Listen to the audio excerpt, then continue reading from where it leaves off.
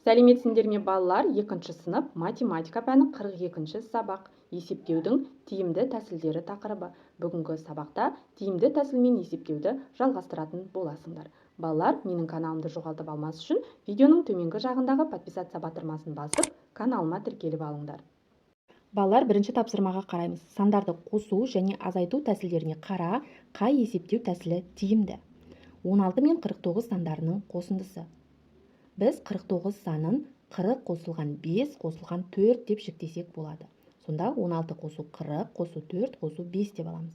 Мұнда 16-ға 4-ті қосамыз, 16-ға 4-ті қоссақ 20 болады, 20-ға 40-ті қоссақ 60, 60-ға 5-ті қоссақ 65 шығады.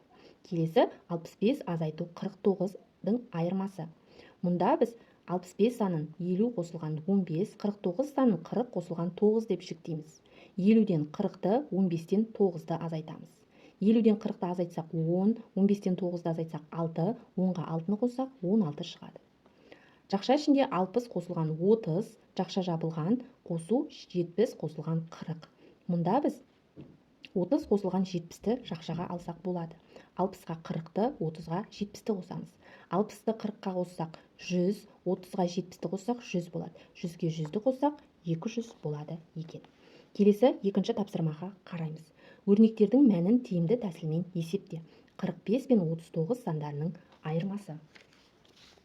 Балалар, мұнда біз 45 санын 30 қосылған 15 деп, 39 санын 30 қосылған 9 деп жіктейміз.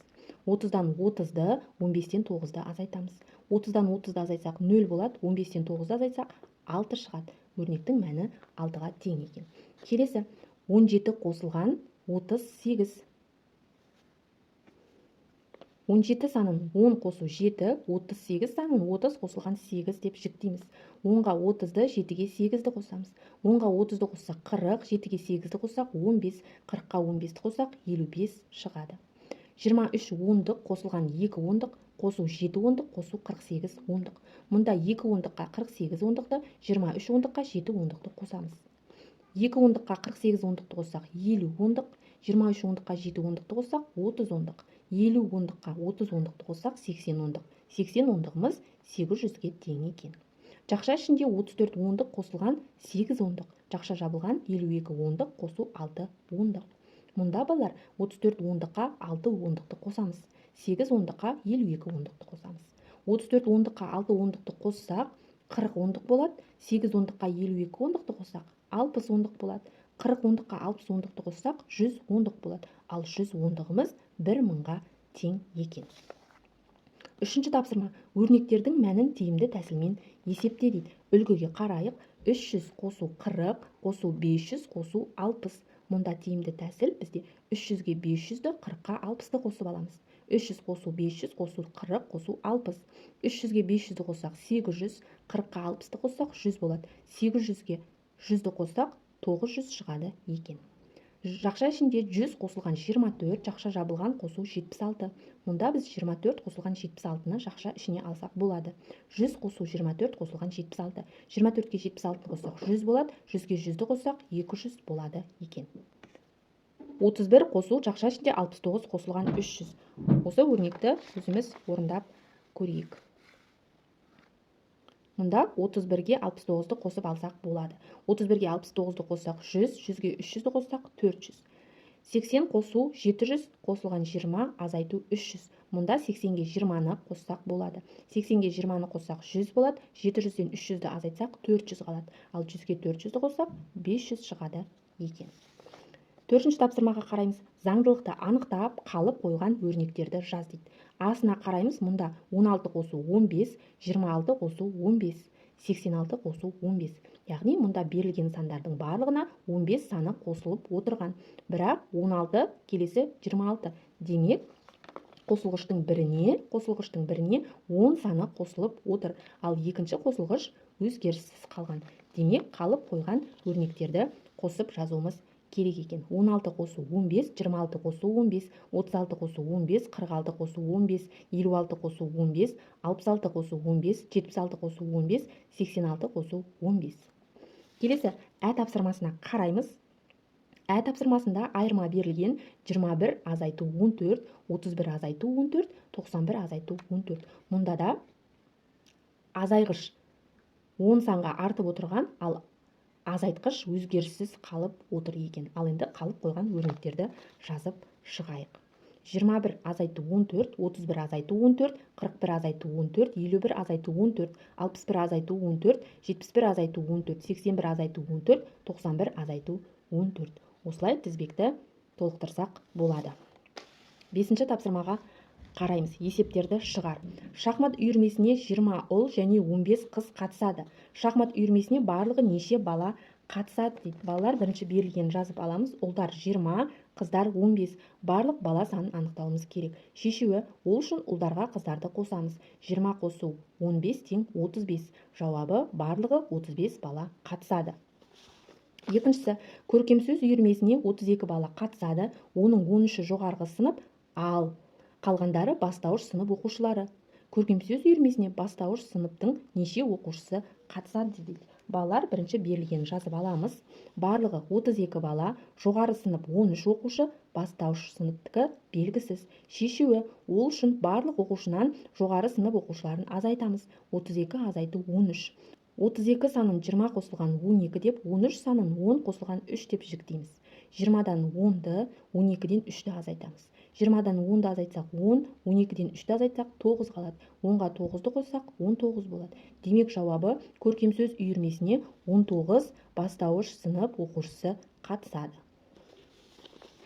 Ал енді 6-ші тапсырмаға қараймыз.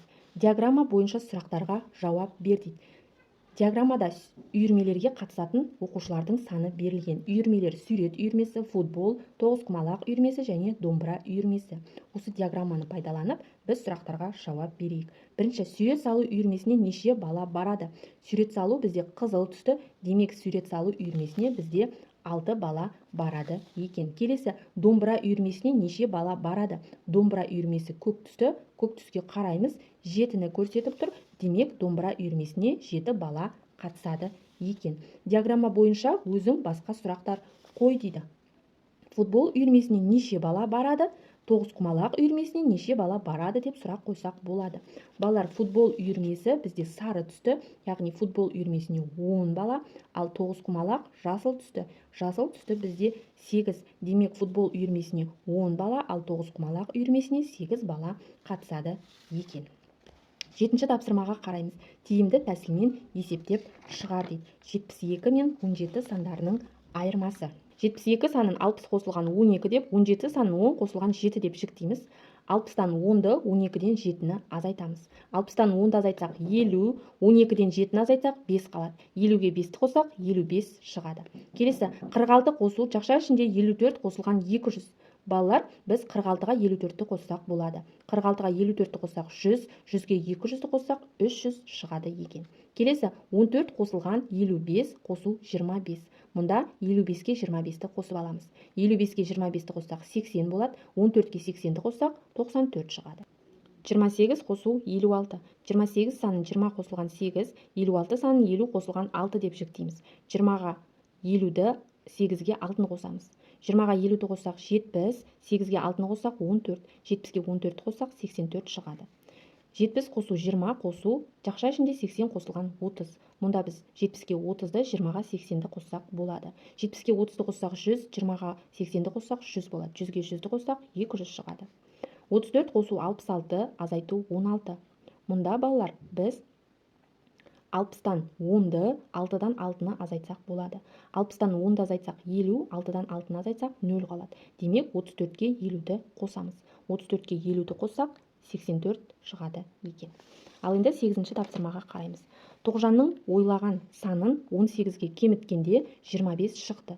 Тоғжан қандай сан ойлағанын тап дейді.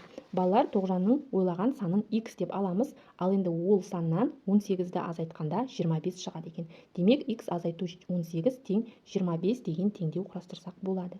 Мұнда x бізде, яғни Тоғжанның ойлаған саны белгісіз болып тұр. Оны анықтау үшін 25-ке 18-ді қосамыз. X тең 43-ке. Ал енді 43-ден 18-ді азайтсақ 25 қалады. 25 тең 25. Демек жауабы Тоғжанның ойлаған саны 43 санын ойлаған екен. Балалар, абак дегеніміз бұл арифметикалық есептеулер үшін қолданылатын есептеу тақтасы, яғни есепшот екен. Балалар, осымен бүгінгі біздің сабағымыз аяқталды. Барлық тапсырмалар сендерге түсінікті болды деген ойдамын. Келесі жаңа сабақта кездескенше сау болыңдар.